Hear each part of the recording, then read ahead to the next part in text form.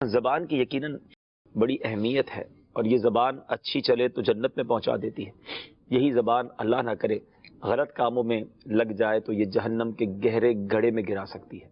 نبی پاک علیہ الصلوۃ والسلام نے ایک حدیث پاک میں کچھ اس طرح ارشاد فرمایا جس کا مضمون ہے کہ جو مجھے دو چیزوں کی گارنٹی دے دے میں اسے جنت کی ضمانت دیتا ہوں، جنت کی گارنٹی دیتا ہوں۔ دیکھیں جنت کی ویسے تو گارنٹی نہیں ہوتی، لیکن اتنی بڑی بات نبی پاک علیہ الصلوۃ والسلام نے فرمائی، اور وہ دو چیزیں کیا ہیں؟ ایک زبان اور ایک شرمگاہ۔ تو زبان کی بہت زیادہ اہمیت ہے، لوگ اس کی اہمیت سمجھتے نہیں ہیں، جو جی میں آتا ہے وہ بول دیتے ہیں۔ بزرگ بڑی پیاری بات فرماتے ہیں کہ آپ کئی بار بول کر پچھتائے ہوں گے، خاموش رہ کر شاید نہیں پچھتائے ہوں گے۔ تو بول کر پچھتانے سے بہتر ہے کہ بولنے سے پہلے سوچ لیا جائے۔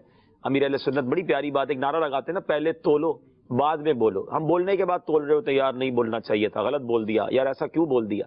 رشتے ٹوٹ جاتے ہیں، لڑائیاں ہو جاتی ہیں، کاروبار ختم ہو جاتے ہیں، سالوں کی دوستیاں ختم ہو جاتی ہیں اسی زبان کی وجہ سے۔ کوئی ایسا جملہ، کوئی ایسی بات، کہتے ہیں نا کہ تلوار کا وار جو ہے نا وہ سل سکتا ہے، وہ اس پر مرہم لگ سکتا ہے، مگر زبان کا وار اگر ہو جائے اور دل کرچی کرچی ہو جائے تو پھر اس کا واپس اس کا مرہم بہت مشکل ہے۔ تو اس کی پلیز قدر کیجئے، زبان کا صحیح استعمال کیجئے، سچ بولیے، گناہوں سے زبان کو بچائیے انشاءاللہ۔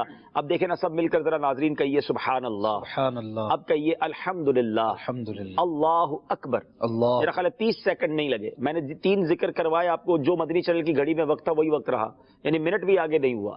لیکن حدیث پاک میں میرے آقا علیہ الصلوۃ والسلام کے سچے وعدے ہیں، جو ایک بار سبحان اللہ کہے اس کے لیے جنت میں درخت لگا دیا جاتا ہے، الحمدللہ کہے جنت میں درخت لگ جاتا ہے، اللہ اکبر کہے جنت میں درخت لگ جاتا ہے۔ تو اتنا چھوٹا سا استعمال اور اتنی بڑی بڑی نعمتیں، تو کیوں نہ اس زبان کا بہترین استعمال کیا جائے۔ سبحان اللہ۔